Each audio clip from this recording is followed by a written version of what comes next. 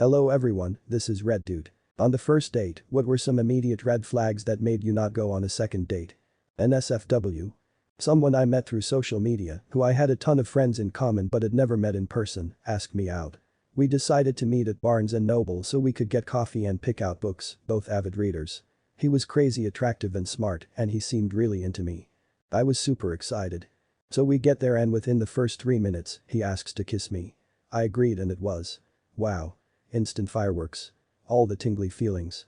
We keep talking and things are going great, but then he proceeds to keep getting continuously more handsy, grabbing my ass, brushing the side of my boobs while his arm was around me, pulling me by my hips into him. And all those things are great once you're a little comfortable with someone, but not at the beginning of a first date. He kept only wanting to make out and wasn't accepting my brush-offs. So 10 to 20 minutes in, I was starting to feel a little icky and kept saying things like let's just keep getting to know each other. He said something like I want to get to know you in the bathroom, and honestly that can be taken so many ways, but none of them are good. The pickup line involving the word bathroom makes me want to vomit. Eventually, I said I had to get going to work. He tried to convince me to quit my job and stay with him for the day. Told me we could go back to his place. When he said something along the line of once we get married, you won't need to work anymore anyway, I was out. Nope, no thank you. Told him it wasn't going to work. He got hella angry at me for wasting his time and bolted. By the time I got to my car, he had already deleted me from all social media. I'm still not really sure if he was angry that I didn't want to screw him in the B&N bathroom, didn't want to marry him, or if it was because I had a job. Maybe all three. Probably just because he was a moron. Went out with a girl who only talked about her ex-husband and his porn addiction. After listening for 2 hours about his Asian porn collection, I nope it out of there hard. He got arrested for shoplifting right in front of me. I really wish I was making this story up. He didn't shoplift in front of me, just got arrested. I was probably about 19-20 and incredibly naive at the time. I am 30 now. I had known him for a few weeks and we decided to go out on a dinner date. We were on our way to dinner, I drove, and he wanted to stop to make a return at GameStop. I thought yeah okay, no problem. Well, turns out he actually went in to quickly shoplift about $500 worth of shit. Mind you, I thought he was making a return, so I stayed in my car the whole time he was stealing. I'm assuming the employee of the store watched him walk back to my car because within a minute a cop pulls up next to us and taps on my passenger window. The cop asked him for his driver's license and went to run it. I asked him, oh what the fuck did you do? And this dumbass goes, oh I have unpaid parking tickets Lamau. Well, cop number 1 is running his information, an unmarked car pulls up next to my side of the car and a second cop or detective pulls me out of the car and starts interrogating me. He must have assumed I was in on it and this idiot's getaway driver or something. I turn around to see him getting pulled out of the car and cuffed. The cops were super nice to me because I was honest and cooperative and they could tell I had absolutely no clue what was going on. So they let me go home. I had no idea WTF he really got arrested for until I looked at our local jail intake website. Turns out he had shoplifted $500 worth of stuff from GameStop and had licked 3 outstanding warrants for assault charges. Dodged a serious bullet there. I once went on a first date with a guy who was clearly not over his ex.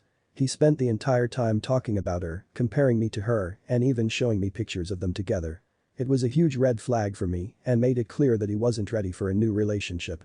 Needless to say, I didn't go on a second date with him. She was still married and said she just wanted to know if she'd be able to still get dates if they split up. Worst date ever. Worst wife ever. He smelled bad. We were outside walking along an ocean break wall and I could smell him, yuck. He was about 10 years older than his pictures, he didn't stop twitching the entire time and he kept pressuring me to go back to his place. I noped the fuck out of there. Sounds like meth. She pulled out a switchblade mid-conversation to slice up a passing ant. He told me he had worms. Not in a casting, fishing, or terrarium kind of way. Full-on internal parasites. I once had a date graphically describe the time he had to remove a tapeworm from his own ass while I was trying to eat spaghetti at an expensive Italian restaurant. I went out for drinks with a guy who monologued the entire time. Could barely get a word in. The worst. Went out on a date with a guy like that with the added bonus of him referring to himself in the third person. It was fucking weird. So many people are like that. Can't understand how people don't have an inner alarm saying, fuck, I've been talking for 90 seconds, better ask a question or something.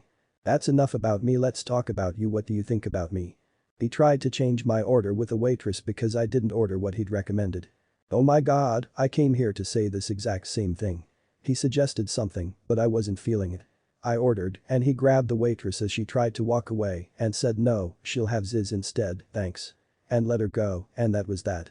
It didn't even occur to him that she wouldn't listen or that I'd be pissed. Walked right out of the restaurant.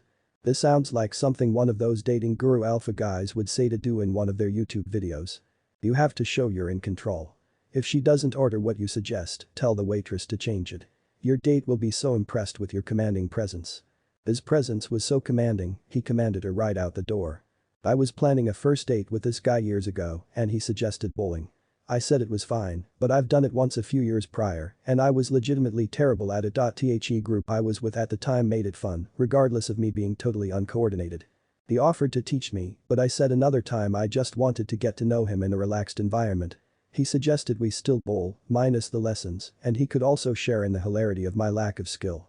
I was down. The night came and the lessons started almost immediately. How to stand, where to stand, everything I'm doing wrong, I'm not taking it seriously, he's trying to teach me for my own good. He became mean. Not one smile except when he saw me at the start. I told him this was not the fun chill night I said I was looking for, and he told me it would be if I took the game more seriously. He was actually angry about the whole night. We met up at his place. He was making dinner for me. We were chatting on the couch when he stood up to excuse himself to the restroom. As he was walking away, he turned and mentioned the cameras all over his home, so don't steal anything, then he pointed to a stack of papers on an end table. I believe in honesty. That's my arrest record.